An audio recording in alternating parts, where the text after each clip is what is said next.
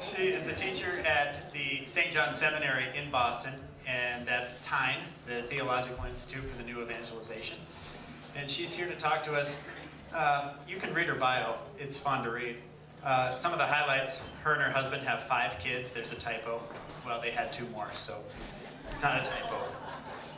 They have 5 kids. And she wrote a book about Margaret Sanger's eugenic legacy. It's called The Control of Female Fertility. So she's going to come talk to us now about fighting Goliath, the Planned Parenthood opposition, and kind of give us a sense. And Leah, you said it's not a fight, but in matters of life and death, it probably is a fight. So please welcome Dr. Angela Franks.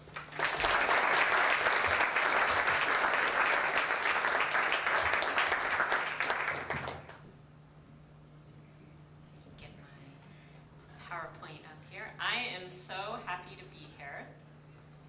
I just love the vision that was just presented, and I love being up here in northern Minnesota. It's so beautiful. Even in New England, we haven't had the leaves changing the way it is up here. So I'm thrilled to be here, and this is such a great crowd.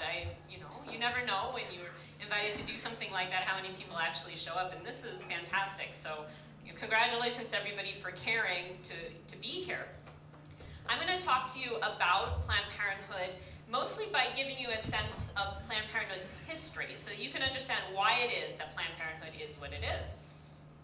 And to understand Planned Parenthood, you first need to get a sense of how the world out there perceives Planned Parenthood. Pro-lifers just have a second sense. Even if you don't know much about Planned Parenthood, you know it's bad news. But the world out there does not know it's bad news. So you've got, the beautiful annual reports, and Planned Parenthood protects women's health, and it's all about health and freedom, right? And who's against women's health and freedom after all, right?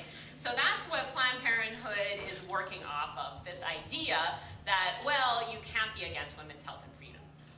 In fact, however, if you study Planned Parenthood's founder, which is Margaret Sanger, you realize that Planned Parenthood is not simply about women's health and freedom, and in fact, their understanding of women's health is very distorted. So first of all, some facts about Sanger. Those are her dates. She fudged the first date a lot. Sanger is one of 11 children, and I think, she probably kind of blamed for her mother's fertility on her mother's sort of bad health and that sort of thing. And Sanger was, as I'm going to talk about, what we call a eugenicist. So what is a eugenicist? A eugenicist is a person who divides up the world in 2 categories, those with so-called good genes and those with so-called bad genes. And a eugenicist wants more good genes and fewer bad genes. And that was Sanger's worldview, as we'll see. Eugenicists called the people with supposedly bad genes the unfit, quote unquote. And different eugenicists would have different lists of who were the so-called unfit, but everybody agreed on these 3, that the unfit, quote unquote, were the poor, the physically disabled, and the cognitively or mentally disabled. And these were the people who were targeted by the eugenics movement for things like sterilization, or especially in Sanger's case, trying to get them to use contraception, as we'll see. So Sanger was fortunately very upfront about what she stood for. She never tried to, finesse things or go the PR route. So here in 1920, here she's stating straightforwardly what her goal is, which is nothing more or less than the facilitation of the process of weeding out the unfit, of preventing the birth of defectives or of those who will become defectives. That was, Sanger's own words, her own worldview, that's what she was doing. And it was going to have other effects, but it was going to have these other good effects because of this eugenic effect in her mind. Well, what happens if, you're a member of the so-called unfit and you don't want to have your fertility taken away from you? And this was the kind of thing that eugenicists struggled with all the time. And of course, if you're a eugenicist, you don't think you're the unfit, right? You're part of the so-called fit, you're part of the good guys. Nobody self-identifies as the unfit. And that was certainly, of course, true of eugenicists. And they struggled with this idea. How do we make, if we think that these people, are kind of almost cripplingly stupid, how are we going to make them do something that's so good for them? This was the eugenic dilemma. And Sanger said, well, possibly drastic and Spartan methods may be forced upon society if it continues complacently to encourage the chance and chaotic breeding that has resulted from our stupidly cruel sentimentalism. people get a little confused when they see that word sentimentalism. This was a common eugenic code word for essentially charity. And the worst example of this kind of charity, according to eugenicists, was actually exactly what you're here to support, things like pregnancy help centers, the kinds of things that helped women in crisis pregnancy centers, because those organizations were, in Sanger's mind, giving support to these very exact same people who should not be having children. And so that was sentimentalism for a eugenicist, encouraging the so-called unfit to have children.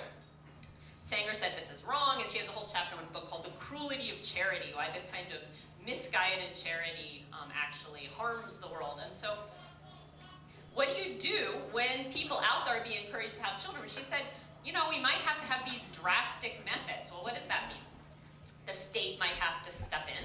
So governments, she said, should attempt to restrain either by force or by persuasion the moron and the imbecile from producing his large family of feeble-minded offspring. When I get to these kind of parts of my talk, I always feel like I'm calling names on a playground. You know, well, we don't realize, you know, these terms like idiot and imbecile, these are actually considered scientific terms to eugenicists. They were supposed to designate different levels of IQ, and you know, the idiot was, especially though the feeble-minded were kind of really dangerous because they were almost normal, so everybody thought they were normal, but they're actually not really normal, you know, so they're kind of like the unfit that everybody thinks might be fit. You know, this is the eugenic worldview, and so that's what she's referencing.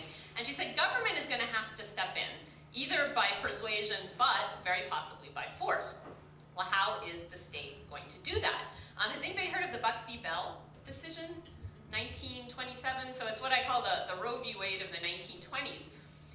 In that decision, so Supreme Court Justice Oliver Wendell Holmes said 3 generations of imbeciles are enough, and the Supreme Court, by an 8-to-1 decision, determined that it was constitutional for states to forcibly sterilize their citizens if those citizens were determined to be the so-called unfit.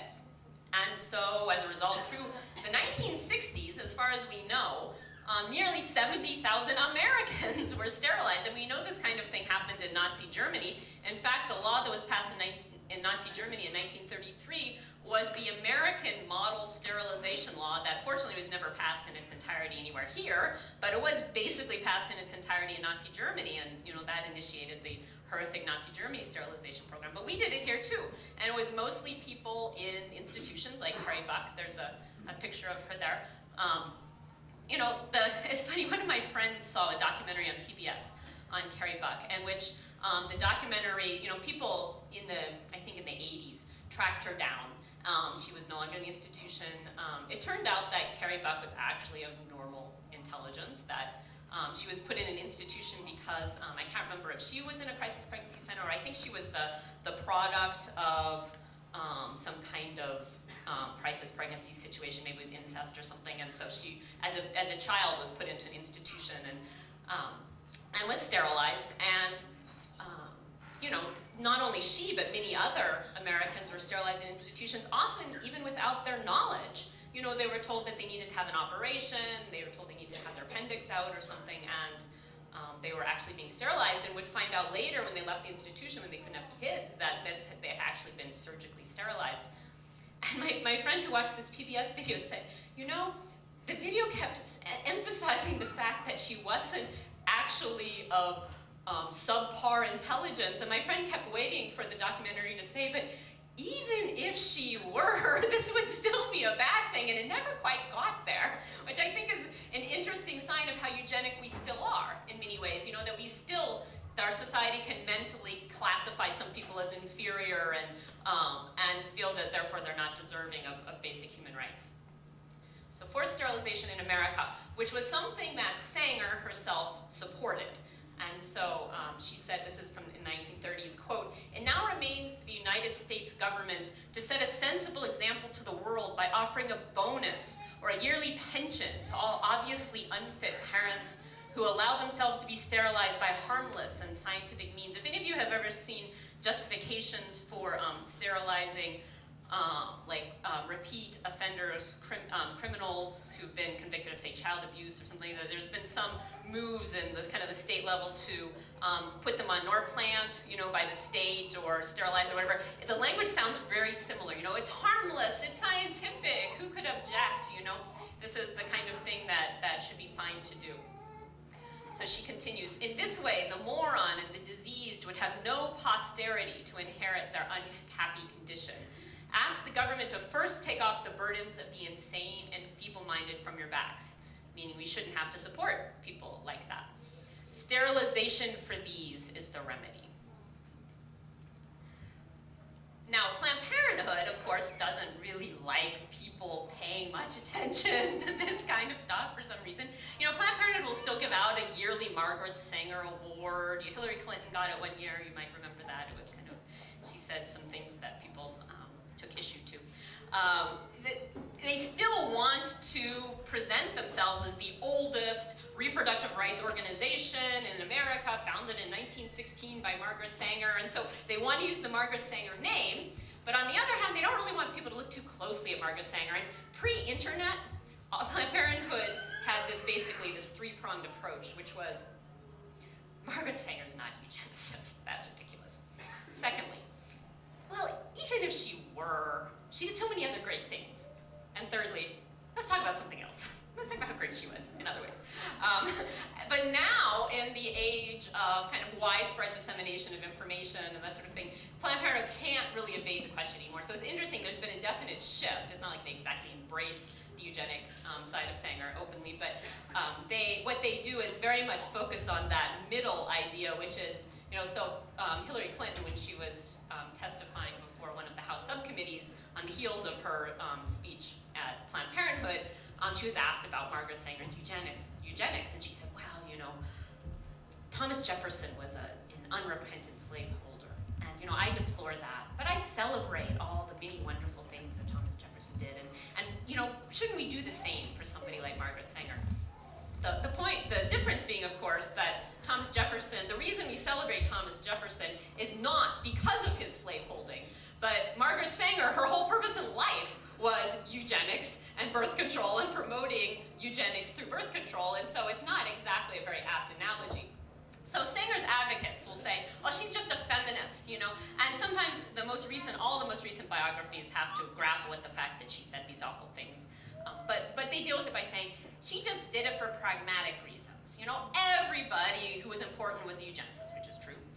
And so, you know, she didn't say those kinds of things because she really believed them. She just said them because she wanted, you know, to be friends with all these powerful people.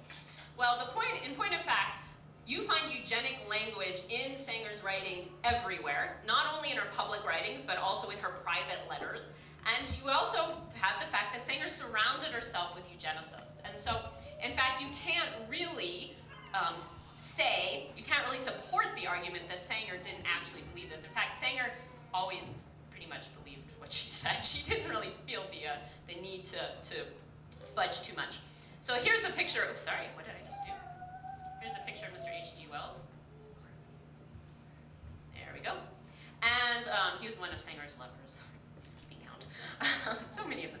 In his last book, Mr. H.G. Wells speaks of the meaningless, aimless lives which cram this world of ours. Hordes of people who are born, who live, who die, yet who have done absolutely nothing to advance the race one iota. Their lives are hopeless repetitions. All that they have said has been said before. All that they have done has been done better before. Such human weeds clog up the path, drain up the energies and resources of this little earth. We must clear the way for a better world. We must cultivate our garden. Every time I read that quote, I'm astonished by the fact that in this situation, Sanger's not even talking about the kinds of categories of people that a lot of people struggle with, sorry about that, that a lot of people struggle with when it comes to, say,